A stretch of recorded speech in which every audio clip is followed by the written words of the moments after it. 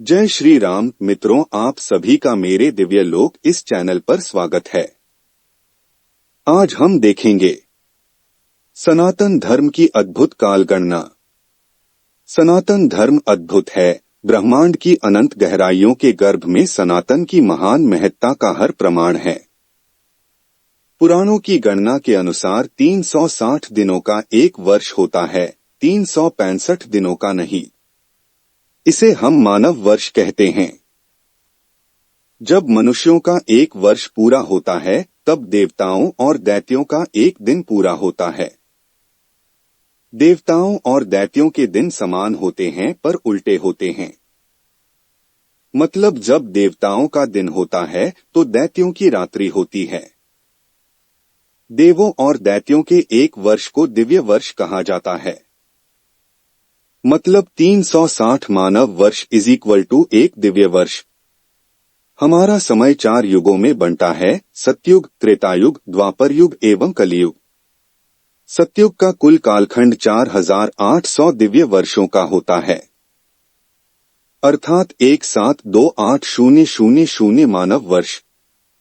त्रेता का कुल कालखंड 3600 दिव्य वर्षों का होता है, अर्थात 129600 मानव वर्ष।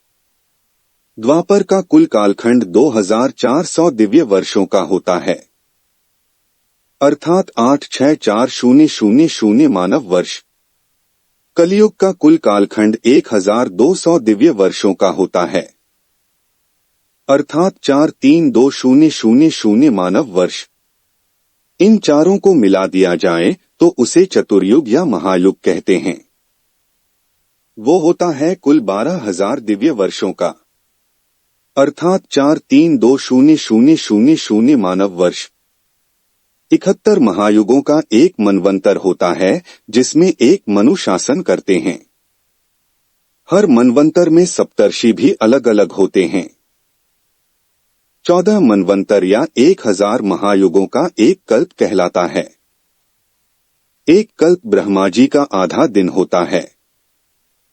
ठीक उसी प्रकार एक कल्प की उनकी रात्रि होती है। एक कल्प 432000 मानव वर्षों के बराबर होता है। ब्रह्मा जी के आधे दिन में 14 मनु शासन करते हैं। अभी 7वें वैवस्वत मनु का शासनकाल चल रहा है। अब एक मजेदार चीज देखिए। पुराणों के अनुसार एक कल्प के बाद पृथ्वी पर महाप्रलय होती है और उसका नाश हो जाता है।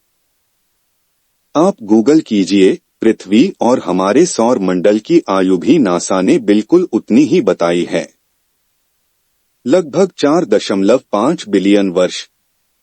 है ना आश्चर्यजनक। ब्रह्मा जी के एक वर्ष को ब्रह्मवर्ष कहा जाता है। जब ब्रह्मा जी के 50 वर्ष पूरे होते हैं तो उसे एक परार्थ कहा जाता है। ब्रह्मा जी 100 वर्ष या 2 परार्थ पूरे होने को एक महाकल्प कहा जाता है। अपने 100 वर्ष पूरे करने पर ब्रह्मा जी परब्रह्म में विलीन हो जाते हैं और ब्रह्मांड नष्ट हो जाता है। पुनः हिरण्यगर्भ की स्थापना होती है। ब्रह्मा जी के 1000 दिनों के बराबर विष्णु जी की एक घटी होती है। एक घटी 24 मिनट के बराबर होती है। विष्णु जी की 12 लाख घाटियों के बराबर भगवान शिव की अर्धकला होती है। भगवान शिव की 1 अरब अर्धकला के बाद एक ब्रह्माक्ष होता है। इसी तरह से आपको ज्ञान की बातें इस चैनल में सुनने को मिलेंगी, तो इस चैनल को सब्सक्राइब कीजिए। धन्यवाद।